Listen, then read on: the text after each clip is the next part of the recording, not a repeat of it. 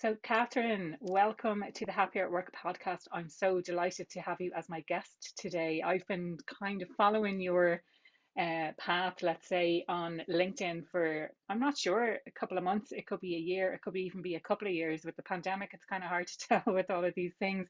But I'm so delighted to have you as my guest today. I'm really intrigued by the work that you do.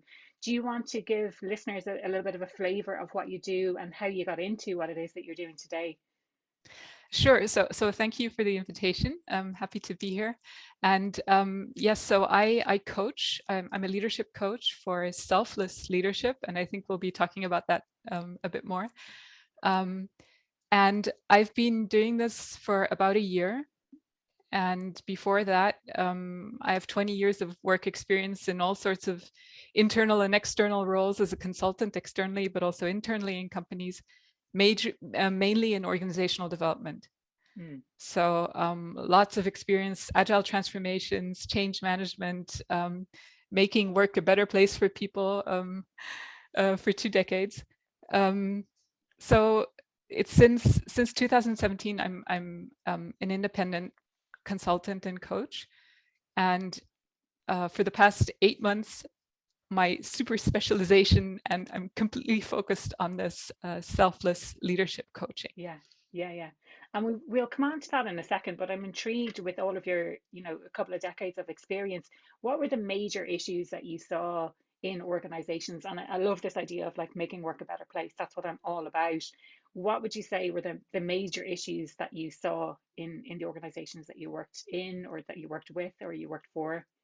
Yeah, so I started off in healthcare and hospitals, and then I was at universities and externally as a management consultant. It was always at the executive board top management level because I was either internally staff or advising externally.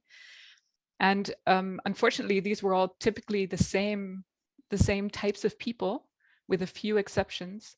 Mm.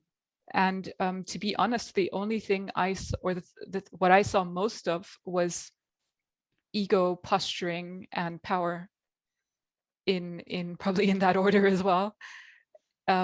So I'm an idealist uh, through and through, and my idealism was always there, trying to, okay, but what is good for the organization? What is good for the people working here? How can we make it better? How can we improve?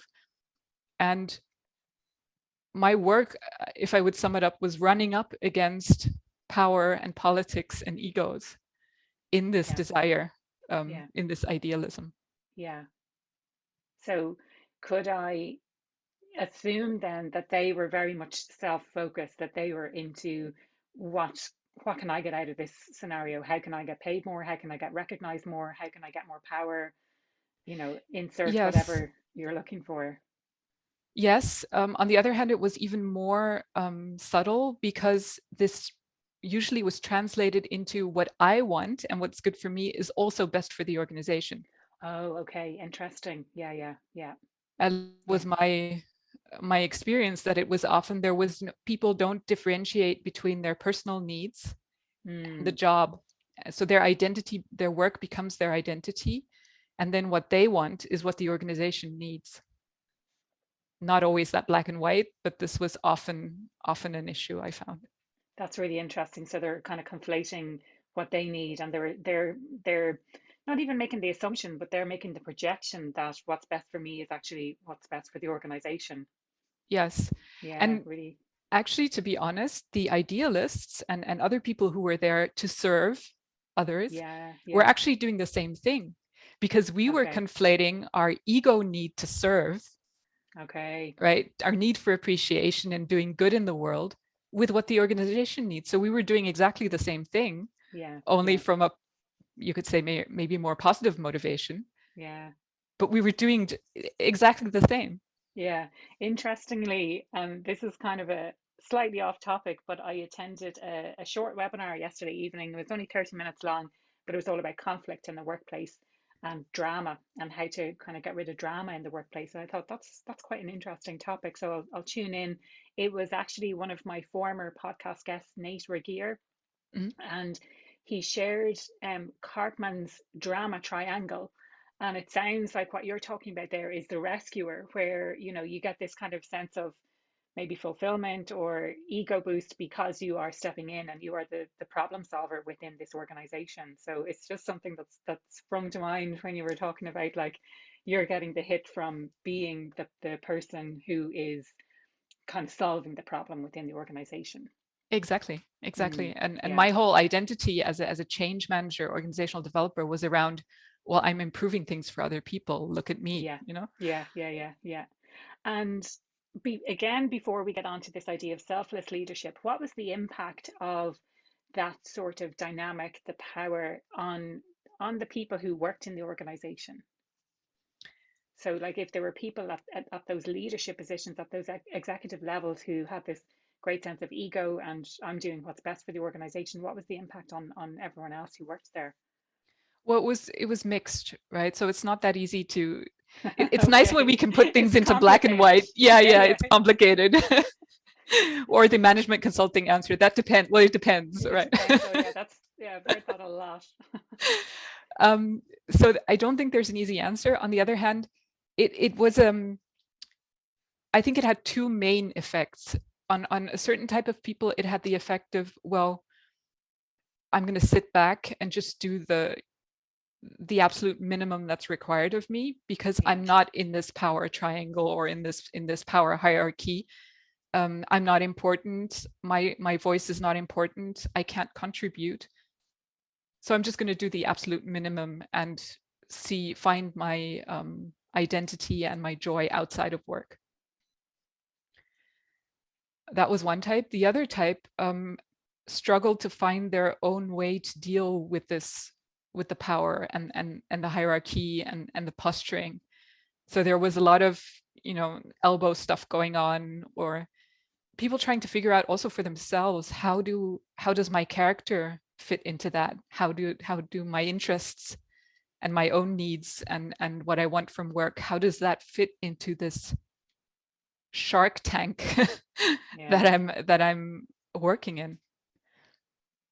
And a lot of energy was wasted, I would say, thinking about these things, talking in the hallways, about who is talking to whom and what does that mean for me and in which meeting should I be, why am I not there?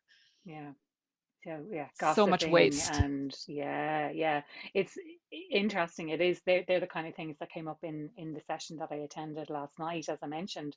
I suppose my underlying or burning question on this is like, did people not just leave that scenario if they didn't feel like you mentioned the word fit? I'm a huge fan of the concept of fit, and I mean that in the concept of belonging as opposed to having to mold yourself to fit in an organization. I did my master's research and my dissertation research all on this concept of fit and fitting in at work. But I suppose my question is, if people were feeling that way, did they not just, I'm the kind of person who, if I'm feeling that way, then I'm going to leave that situation, you know? Yeah, I think this concept of finding your passion and fit and culture fit and doing work that makes you feel good things is Mm, relatively new for many people. okay. And in when I started out 20 years ago, especially in healthcare and in higher education, there were many people who just saw that as a job. It was just something, or they felt stuck. Like, well, yeah, this is what I studied, what I went to university for.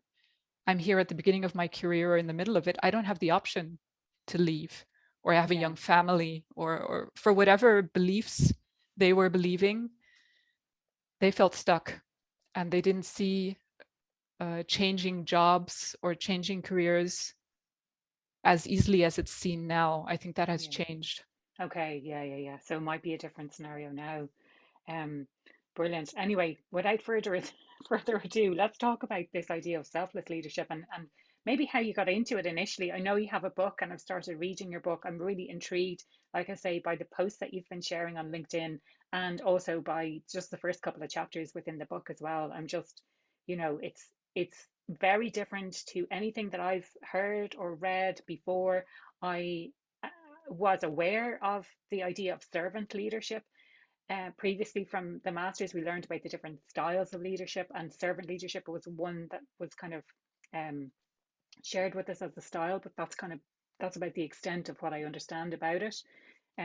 with the exception of what you share on your LinkedIn post, which I think is really, really incredible. So do you want to kind of talk us through, like, I can see the link between what you've talked about in relation to the power and the posturing and the ego side of things in work. Do you want to talk to us a little bit more about the journey of kind of how you got to really specialize in that area of selfless leadership? As many things in life, it wasn't a clear journey. So Yeah, retrospectively, I can give you some I kind of causal chain. isn't it, that's exactly it. I feel like with my business, it's sort of evolving all the time, and you kind of look back. I think it was it Steve Jobs who said you can make a story when you look back, but you can't make a Yeah. story when you look forward. Yes. Yeah. And in this case, even looking back, a story is difficult. So um, what I know is that servant leadership, as you just described it, that's how we usually see it online or wherever we read about it. It's a style of leadership where you put others first. So it's more about the team or other people than about yourself. And the way we often read about it, it's based on the work of Robert Greenleaf, 1975, way back then, when he coined this term for this style of leadership, which has, you could say, Christian roots. Okay. Yeah. So it's very in the sense of humility, morality, doing good in the world. But it has a strong Christian connotation.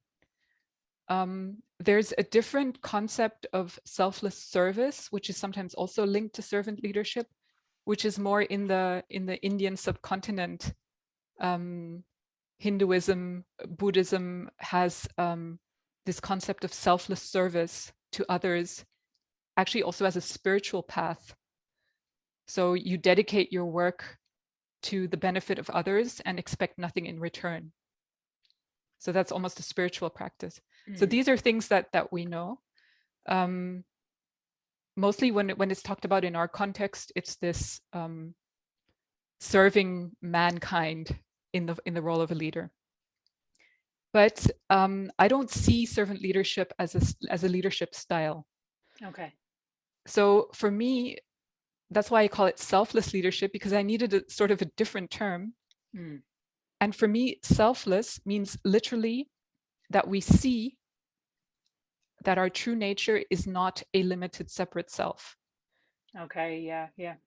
So it's about seeing through the concept that our mind creates of the separate ego. And this has roots in what is called non-duality, which is a philosophy that all major religions share, but in their core, but you could say is the core of our human nature. Mm. And this involves seeing that we've misidentified very, very innocently as children. This is how we're conditioned to identify with a separate self.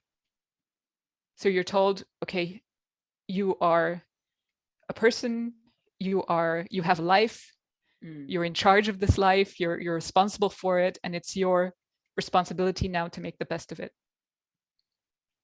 And that's fine. I mean, that's how we're all conditioned. It's not a bad thing, but this is actually the ego, and we add onto that over the years. We add endless beliefs. I'm intelligent. I'm stupid. I am Mm. outgoing. I'm shy. I'm born to do great things, or I'm an introvert. Whatever it is that we add onto this I am is the set of beliefs that become our identity. And this changes over time. So, your identity at 20 probably isn't the same as it is now. Mm. But So we're we, kind of constantly adding more beliefs as time progresses. yes, many of us add more and more. Some people Mm. actually become more open-minded or have less beliefs as they age. But Yeah. I think most of us, we add more and become more limited in our mindset because we attach to all these beliefs. And this forms our identity. At the same time, it's possible as human beings to see that this is a construct. Because all this time, while we were creating this identity and identifying with it, a part of us, which is not limited, and is not limited by beliefs, was observing this, was experiencing this. Mm. Is this like the thoughts versus the thinker of the thoughts versus the observer of the thoughts? Getting very Exactly. deep. We're getting very deep here. Right. Exactly. Okay. It immediately goes very deep because this is the essence of what we are. Basically, humans make the mistake of thinking that we are our thoughts and beliefs, Mm. Mm. whereas we are that in which the thoughts and the beliefs appear. Okay. Yeah. Yeah. And this immediately, even just the sentence, gives us some freedom. Because immediately we're creating a separation between what we think we are and the, you could say, eternal, or the that which observes what we are Mm. Yeah. and what everything else is. Yeah. And this is what I bring into the world of work and leadership. Mm. Because if you can see this, if you can even intuit this just a little bit, Yeah. the ego loses its power. Mm. Yeah. It's such an interesting concept. And I suppose my immediate thought is, do people think that this is a little bit woo woo, is a little bit out there? Are they a bit reluctant to try this because it's a little bit too spiritual, or do they shy away from even being interested in this type of stuff, or what are you finding? I'm sure I shy away lots of people. So I don't even talk to them, right? Because they're Yeah, gone yeah, before I get they're to not talk to them. interested. Yeah, I'm the same. Yeah, Yes. there's a lot of people who are not interested in creating happier working environments. They're Yeah, not my people. They don't want to talk to exactly. me. I don't want to talk to them. Yes. And on the other hand, I'm extremely surprised how many people, and all types of people, are interested in this. Yeah. Because one thing I also think is important, is to get rid of, or remove all this unnecessary spiritual woo stuff, because Yeah. Okay. these concepts have nothing to do with crystals, or meditation, or chakras, or gurus, or whatever you associate with spirituality. On the other hand, it is of course about our spiritual essence, because it's about our Mm, true self and what we are yeah. beyond the mind and the feelings and sensations. So in that sense, it's spiritual, but that I see just as the fourth component of being human.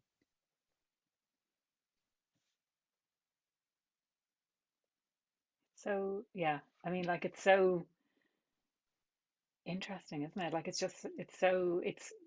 I think what intrigues me about it is that it's very different to anything that I'm hearing people talking about. And one of the things that stood out for me in the book was you know, and I think you mentioned that people think that they want, or say people think that they have to learn new stuff.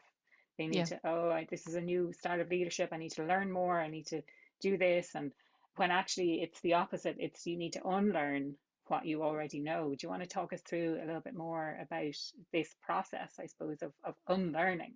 And I know that there's four pillars, I believe, in the Yes. process that you use as well. I'd love to kind of get into that. Yeah.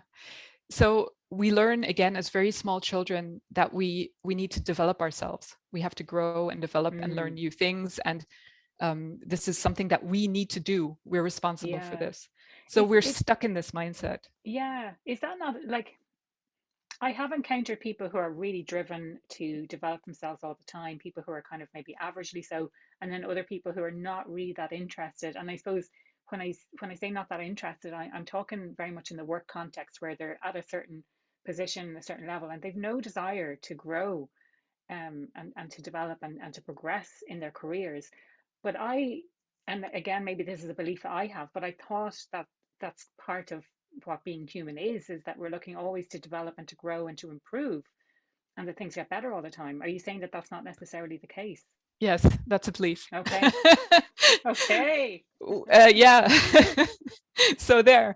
No, um, the really cool thing about life is that, or that's the first insight also for selfless Mm, leadership, is that we are being lived. yeah. So Okay. we are taught you have to do all this stuff. If you don't work hard at school, if you don't develop yourself, you're going to turn into I don't know, a turnip, uh, and end up under a bridge in Paris, or whatever, penniless and destitute. So that's something many of us grow up with. But even those people who are not into self-development, they're into some form of self-improvement, maybe in different Mm. areas. So I think this is human universal, that we have it, because this identity we're creating, it's a house of cards, Yeah. right? We have to create it through this belief system. So it's always in danger of kind of just being blown away. Mm. So we're constantly shoring it up with something. And that could be not at work, but having, I don't know, 15 wives or 17 husbands, or whatever the model is, there's Mm. always a model of getting and improving. Okay. Yeah. Yeah. And this first insight, we're being lived, actually shows you, and I do this through practices, self-inquiry practices, which come also from these wisdom traditions, but in a modern version. Um, this first insight shows you that actually we are just like a tree or a cat or any other living being. We are being lived by life. So life determines whether you will develop yourself into a software engineer or a baker. Mm. Life determines whether you will do well at school or whether you will go climb up the career ladder or not. But we think we as a separate entity need to do that. And this is And so confrontational for yeah, most people. it's confrontational, but it's getting kind of confusing for me now as well, Catherine. Just in the sense that it's almost like fatalistic. Like I don't really have a choice in the matter because it's already been decided for me. Is that what you're getting at, or is No, it it's different? it's Okay. even more radical. Oh no. It's better and more radical at the same Okay. time, because what I'm Yeah, saying is there is really no I that is to be more radical. fatalistic. Okay. Yeah, See, yeah, so even your I concept, the I yeah, that says, I'm going to achieve, I'm going to get better, I'm going to make work a happier place. yeah. This is not you doing that. That's how you've been constructed. So you have hardware, right? You have a Yeah, body, yeah, you've been yeah, born, and a yeah. brain. And onto this hardware, you didn't choose your parents, you didn't choose your Mm, genetics, you didn't choose your major life experiences, you mm, didn't choose the moment where your hardware software combination decided to study whatever it is you studied, to go for that master's. yeah. That just happened. Wow. Wow.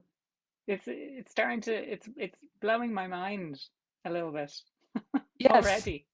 yes. Yeah, And so that's actually an immense freedom. I always compare it yeah. to the movie of your life is playing in a Mm, 4D full immersion virtual reality cinema. yeah, yeah, yeah, But you're actually also in the audience, and you can get yourself a nice bag of popcorn and a fizzy drink and enjoy the show.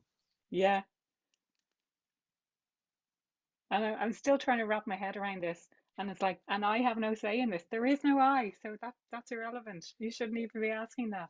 Yeah, Yeah, so the thing is, the mind can't really get that. I mean, yeah. we have some indication, because this is a truth. Um, Mm, People can see this for themselves. So we have some idea, oh yeah, there may be some truth to this, yeah, but we can't really get it because the mind is our identity. yeah, yeah, yeah. And So it doesn't it want to wants go to there. protect itself, doesn't it? Yeah, Yes. yeah. But these practices that we do, for example, I ask people to go through their day and to really look directly in the moment how decisions are made. Yeah. Where do they come from? Is there like a little person inside you that decides? Or are all decisions, the big ones and the tiny ones, do they just happen? And afterwards, maybe a fraction of a second later or in parallel, your mind Mm. creates a story about it. Yeah, yeah, yeah, that's a very good point, actually, and that's a really nice way to illustrate what's happening because, you know, I will get these moments of inspiration. Where do they come from? I really have no idea. And Yeah. that's probably the closest that I can relate to what it is that you're talking about. These moments of Yes. inspiration, and exactly like say, when decisions are taken, we we justify it afterwards. The reason, the reason for the decision.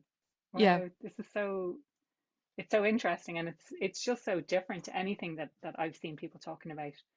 at Yeah, all. and neuropsychology or neurobiology, whatever it's called, is also proving this or Yeah. corroborating, because it's found that you can actually measure neuronal action in the body, and a fraction of a second later, the thought comes. Wow. So scientists can actually know what you're going to do before you think it. Okay. That's So incredible. this is all, you could say, so what? What does this Yeah. mean for Yeah. leadership, right? Yeah. But it means a huge amount, because the first thing that happens if we really see this is that all shame and guilt, Mm. but just as much all arrogance and ego falls away if you really understand this, because that means none of these brilliant thoughts are my thoughts. It's not my achievement. None of this fantastic position that I am is mine or Yeah. my doing. My mistakes are conversely not my fault. Yeah. And as it is for me, so it is for others. Yeah.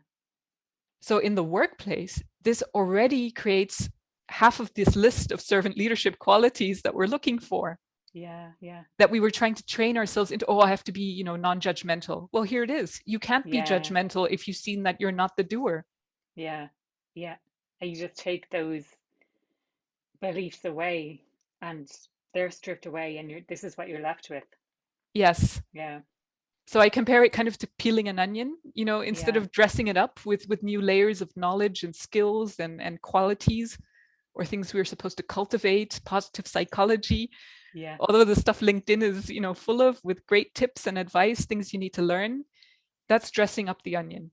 And Okay. Yeah. Yeah. this process, the one that I teach in the coaching, is we're going to peel the onion and find the diamond inside.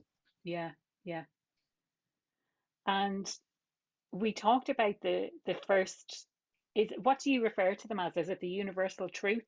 The first one being we are being lived. Yes, they're the four insights The for four insights. that Yeah. produce natural or authentic selfless leadership. And by Yeah. that I mean nothing that you have to force, but it then Yeah. just comes It up from happens. within. Yeah. Yeah. Yeah. So what do you want to talk to me about the rest of them then? We talked about number one, we Yeah. talk about two, three, and four. Um, maybe we talk about what are the kind of characteristics, what are the kind of results that happen in the workplace as a result of this as well. Yes. So the first one, we're being lived, life becomes much more like flow, right? You're in Yeah. this movie, you're enjoying the show, guilt, shame, arrogance, pride disappear. You stop judging others. Mm. This is, if you get to here, this is already like 80% of the work. Okay. Yeah. The I second was wondering insight, why it was so hard. yeah, that's why I put it first in the book and in my Okay. process, because if I Yeah. get you there, it's almost smooth sailing afterwards. Yeah. Yeah. Yeah. The second one is that we're new in every moment. And what that Mm. means is much more easy for people to see that we are this set of beliefs, but that these beliefs are arbitrary and they're baggage from the past or anxiety about the future. This is all thought. And having seen that we are not our thoughts, it's much easier to just let them be. So we kind of remove our investment in them and our absolute belief in all this stuff our brain produces. So I compare that sometimes to a radio station that's, some horrible talk show or some horrible music that you find ridiculous running in the background, but you Mm. can't find, you don't have the volume You don't know how to dial. turn it off. Yeah. Okay. Yeah. I'm Yeah. still from the generation that had dials on Oh radios. yeah. Oh, same. Um, Yeah. Yeah. I remember it well. so it's running in the background, but you can't access it. And the only thing you can do is, you don't think the radio talk show is the truth about you. Right? What people are saying on the radio, you wouldn't take that on as your identity. Mm. But somehow, because this thing is running in our brain, we take this narrative to be the truth. Okay. Yeah. Yeah. So if I tell you, wow, you're looking extremely green today, you're a bit too green, could you be a bit more yellow? you'd say, you wouldn't take me seriously. You'd say, what on earth is this is ridiculous. I'm not Yeah. believing this. But Yeah. if I were to say, you could be a bit nicer, Yeah. why aren't you more kind? You'd probably in some way take this on board and take it personally. I'm not a nice person. I'm not a kind person. That's what Yeah. Catherine said about me. And yeah, and you get that, I suppose, from a very young age, and factor in all of the additional, and I suppose, work related stuff as well. The Yes. conversations that you have, the encounters that you have at work, and it all compounds to, Yes. The problem is that if we would look at every single belief and try to work on each and every one, we'd be, you know, we'd die before we get to all of them. okay, interesting. Yeah, yeah. Because I So think it's very popular and it's very common to try and identify what our limiting beliefs are and to try and yes, kind of tackle them one at a time. And I know certainly it's something that I've encountered in coaching work that I've done. Um, yeah, we try and identify, and I always struggled with the concept of, but how do you know? Because you're living in it, and it's really difficult to identify when you have a limiting belief, unless, and this is something that came up when I was in Tenerife, where I was being paid to do something that I really, really enjoyed. And I thought, I shouldn't be paid to do this because it's so much fun. And I thought, no, oh, wait a minute, hang on. This is what I'm trying to educate other people about. It's okay to be happy at work. And that's something that it's okay to do that. And so I was like, oh, that's clearly a limiting belief that's been ingrained in me. Even though I'm yes. telling other people about this, it's still something that impacts on me. So my whole rabbit hole into this started with questioning limiting beliefs, which is also the work of Byron Katie. Yes, yeah, I did the school for the work, and that really opened my eyes to this whole ego thing and belief systems and limiting beliefs. So in that sense, it's definitely not bad, yeah, and it's a yeah, good place to start. Only the problem is that's endless. yeah, You yeah, get rid of 3 limiting beliefs, the next 50 pop up. yes, yeah, yeah. So again, here it's much more radical. We don't look at, we don't try to change beliefs or question limiting beliefs. We just Mm, see the whole belief construct, no matter what thought your mind comes up with, it's basically bullshit. yeah, You don't yeah, have to believe it. yeah. Yeah, so what I do with coachees is much more radical. It's going to the root of this whole idea that we have to believe our beliefs or that we Mm, are our beliefs. So it's going to the root of that and pulling it out instead of yeah. just snipping off little, leaves like bonsai. Yeah, yeah, yeah, yeah. Uh, Pruning. yeah, pruning Yeah. the little bonsai tree. We just go to the root and pull out the whole plant. Okay. Yeah, yeah, yeah. So after Um, these two insights, yeah. you've seen that you're not the separate self. Okay. Yeah. Yeah. And that brings us to the third one, because they're balanced, right? In each insight, we see two things, but the next two are more about, well, if I'm not separate, then what am I? Because I obviously didn't disappear. I'm still Yeah. here. Yeah, yeah, yeah. Um, so the third one is we're all connected. Mm, But I don't mean that in the sense of, we're all on LinkedIn and have a network. I mean, literally, there is no physical separation mm. between human beings. Okay. It's like an energetic field or something. Is that kind of what it is, or is that completely different? Yeah, you could say it's the quantum field or quantum physics. It doesn't Mm, even talk about separation anymore. It's just okay. connection. And I don't understand quantum physics, so Yeah. I don't. But we don't need to understand quantum physics to get Yeah. this. Okay. It's simply seeing that I cannot, if I focus on just my awareness, my consciousness, and don't feel this limited. I'm stuck in this little body mind. I can't find borders to my being. Mm, So what this means, and this is where we kind of use our higher reasoning, it's called. So it's not something that we can experience. We don't suddenly experience, like drugs, we're all one, and rainbows and whatever. I wouldn't know. I never tried. But it's more of a knowing and intuiting from the conclusion that I can't find really any limits to my being.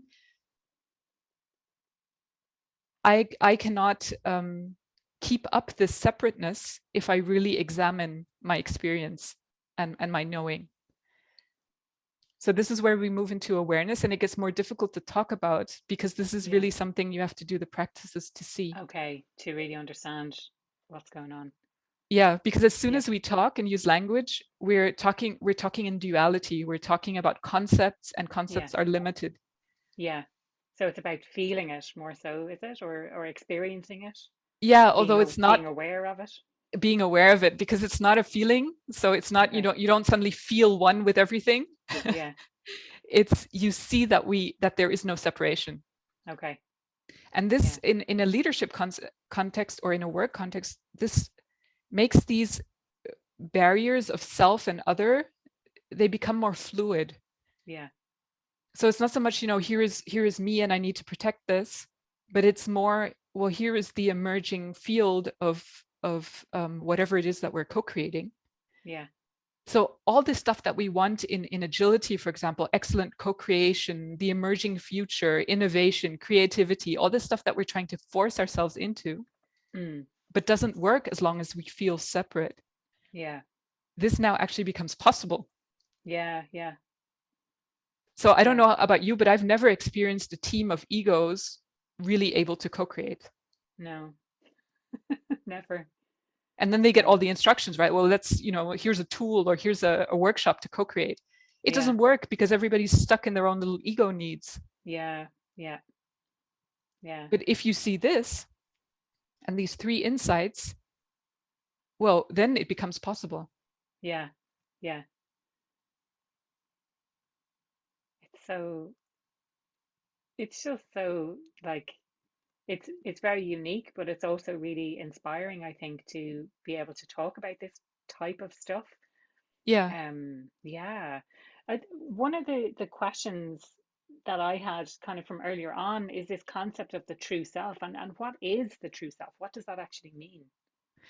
Yeah. So again, this is where words become difficult. Okay. Okay. Yeah. The false self is the ego. Yeah. The false self is this identity we've created. And Like I'm good at this, or I'm bad at that, or everything you that's kind believe of the about false. yourself, Yeah. Okay. basically everything you believe. And we know this. The last time you were one with the true self was before Mm. you learned language. So maybe at the age Okay. of 18 months. Yeah. Yeah. Because this is really fascinating. We had to learn language to be able to learn that we're separate selves. Okay. Yeah. Yeah. Yeah. You didn't, as a baby, you didn't know there was separation. You had to be Yeah. taught, well, this is your foot and this is Yeah. mommy's foot.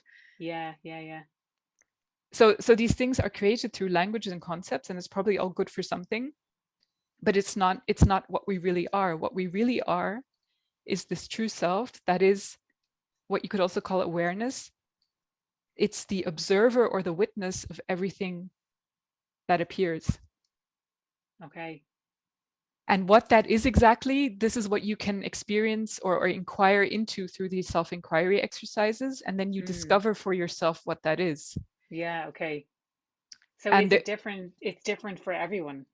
no, it's actually the same for everyone, but Okay. it's difficult to talk about Yeah. But you need to because do the exercises yourself in order to get there.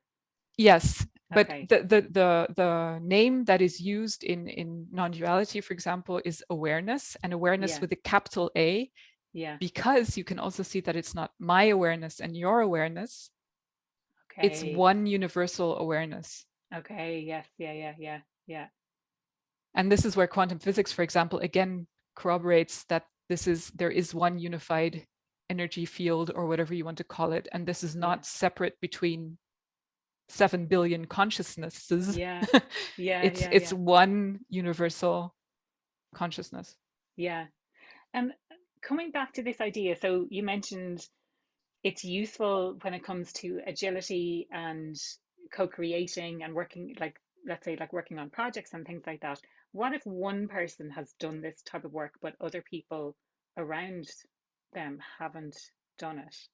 As It in, I suppose where I'm going with is if there is a leader or a group of leaders in an organization who've done this, what is the impact that they're having then on that organization? Yeah. So far, I've done this with about 30 clients. So I have, you could say, field work from 30 people, Yeah, and that's myself, of brilliant. course. Yeah. But the point is that, first of all, nobody needs to know and nobody needs to notice. Mm. The second thing is that for every person, it will be different because this understanding still filters through your Us. identity doesn't Yeah. disappear, Yes. Yeah. Yeah. right? At least Yeah. for us, unless you're enlightened, I don't know. But the version that I do, there is still an ego. It's just much more transparent. It's not, you're not as stuck in it. But I still have my character traits. I still have my talents. So, for example, for me, it presents itself in the form of coaching. Yeah. Some people I work with, I have some examples in the book as well. Especially in what changes for almost everyone is this trying to get things done. Okay. So if you're in an That would be organization, me. yeah, it would be everyone actually, Yeah. but you're in a role, in a leadership role, and then it's like, okay, I need to get something done. I need to improve work for other people. I need to create change, create transformation, Yeah. different flavors of this, but it's all Yeah. about changing something. Yeah. And this becomes much more relaxed, right? Because there's no more, this is my agenda, it has to get done, or this is the Mm. way to do things. Actually, the doer disappears. Yeah. So there's much more this flow with, okay, look, here's a room with 10 egos.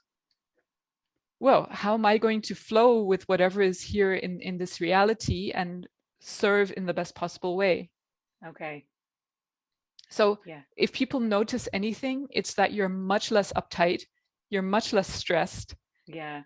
you're not trying to follow your own ego agenda anymore, no matter how Mm. great it was or Yeah. good for everyone.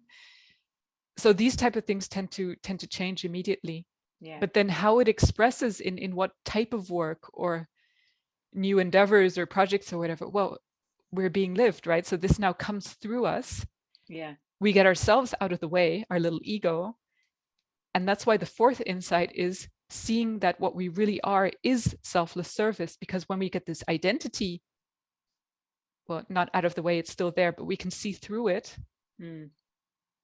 then our natural inclination is to serve, because I'm no longer so interested in myself. Having seen that it's an illusion, a house of cards, I'm not so obsessed with it anymore. Yeah. And then what is left? Well, other people and the world. Mm. So this is this natural desire to if I do any, I'm still going to work, I'm still in a leadership position. Yeah. Well, now I'm going to obviously use that to be in service to others, because myself is no longer interesting. Yeah. I think it's a difficult concept to wrap your head around. So I'm wondering, people might need to listen to this twice. So I'm encouraging you to listen twice, or listen in for the summary where I'm going to pick out some of the key points. But my burning question, and this is obviously my ego question, and like, how does stuff actually get done? So I'm in this leadership position. There is stuff that needs to be done. How does that get done then? If, or is it more from a place of, I'm trying to get my head around it, like serving others and like, I suppose without being a doormat, but without, you're taking away that controlling element, but you don't want to also be someone who's being walked all over. We're not taking away the controlling element, because we're taking away the I. Okay. Yeah. Yeah. So things get done the same way they've been getting done for the past 40 years. Yeah. Yeah. Namely, things come up, thoughts come Yeah. up, inclinations, intentions, projects appear, deadlines appear, targets appear, managers Yeah. appear, the board appears. All of this keeps appearing and Yeah. work keeps getting done. The only thing that disappears is the idea that there is a doer Okay. that has to get this done. Right. So this is all, there's this concept of non-doing, wu wei, Yeah. in I can't pronounce it in Chinese, which is doing by not doing. Okay. So And this has, what does that mean? so this, yeah, it's this kind of concept that things get done, but there is no doer of the deeds. Okay. Yeah. Thoughts Yeah. get thunk, but there's no thinker. Yeah. So it Yeah. takes away this personalizing everything and making it about me. Okay. Yeah. Yeah. Yeah. So the brilliant idea, the fantastic, cool idea of 4 insights, 16 practices, and a book about selfless leadership appears in the universe. This happens to be in my mind. Hmm. It gets But it's not expressed. yours. It's Yeah. not mine. Yeah. I Yeah. have nothing to do with this. Yeah. So literally, that's what it feels like for me. Yeah. Of course, I talk about my book and my coaching process, Yeah. but that's not mine in the sense of that I Okay. created this. Yeah. Yeah. Yeah. Yeah. Yeah. And you will see that, I think we all know this, every great artist, every genius, Einstein, others, they all speak like this. Mm. I Yeah. don't do my art does me. Yeah. It's I'm the what's the word? The conduit. It's coming through Yeah. me. Yeah. Yeah. Yeah. Yeah. And so all we see in this process is that this is the same for everybody. Yeah. I actually really like that. I really like that approach. It takes away the competition as well, doesn't it? Yes, Yeah. competition, Mm. um, and all these horrible ego things that we are Mm. trying to fight against with Yeah. idealism and qualities and stuff like that, Yeah. morality. Yeah. So that's why I call this the effortless, authentic way to selfless Mm. service instead of the moral, dogmatic way. Yeah. Yeah. Yeah. Yeah. Yeah. It's just the We're natural result. yeah. Yeah. And well, I mean, for me, I like the idea that you're not learning new stuff. You're just like you say, describe it as peeling the onion. Um, Catherine, I know, like we kind of touched on talking about your book, but do you want to share with people what your book is about and the programs that you have as well, that you work with people? Yeah, so the book is my coaching process in words, as much as I could Mm, write down without obviously the one-to-one guidance that yeah. I would do in coaching. So it's the 4 insights and enough information to get you to do the 16 practices. Mm, Because that's the core of this method. You have to see, if you just believe a new belief system, it's not going to help you. yeah. Okay. Yeah. Yeah. Yeah. So these practices are designed, and for that I did years of research, tried Yeah. everything. But these are the practices I found to work for us Western modern humans Mm, and to help us see these things in our own context. So that's really important. And that's basically what the book is. So yeah. I wanted to share this with as many people as I could. And you can do that, I guess, the best way is in book form. But it's actually my one and only coaching program is this, Yeah. the 4 insights and the 16 practices. But in coaching, I can do much more. So I can tailor the practices to your specific situation.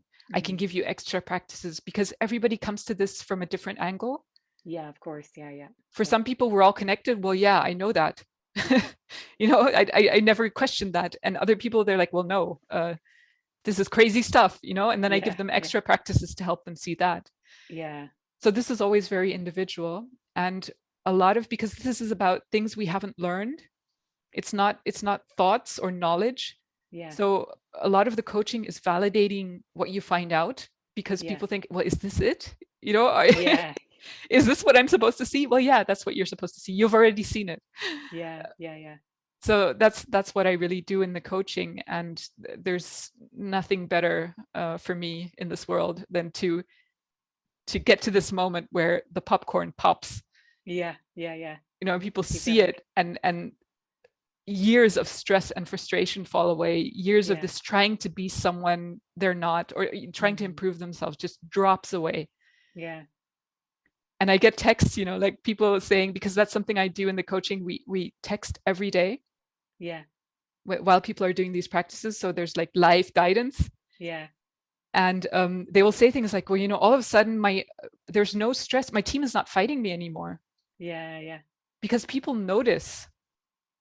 They notice. Okay. They pick up on it. Yeah, they might not be Yeah. able to verbalize it, but they pick up on the fact that you're not coming in there with an agenda anymore, Mm. or trying to change them, or judging them, or trying to achieve, target X by September. Yes. Yeah. Yeah. Yeah. Yeah. Yeah. It's so fascinating. And Catherine, the question I ask everyone who comes on the podcast: what makes you happier at work? Yeah, well, so I guess that's in the same line, right? In the same vein. If doing this, so Yeah, in any form, and I used to try to do it in my consulting role and in my organizational development roles because I've been practicing this for a while. yeah, And that's why I'm so grateful that I found this one-to-one coaching international world situation, because now I get to do this every single day. And yeah, that's just, you can yeah, wake me up at 3 o'clock in the morning to do this. yeah. Oh, well, I was going to say, you might even flip that and say, what makes you happy at work? Well, there is no you, so Yeah. Yeah. Happiness at work is. yeah, it just is. Yeah, love that. Yes. Love that. Brilliant. Thank you so much for your time today. I really enjoyed our chat. It was so insightful, so different to any of the other conversations that I've had. Any of the anything that I'm seeing out there, it's just it's very different. And thank you for bringing this to the world. Brilliant. Thank you. Thank you for inviting me.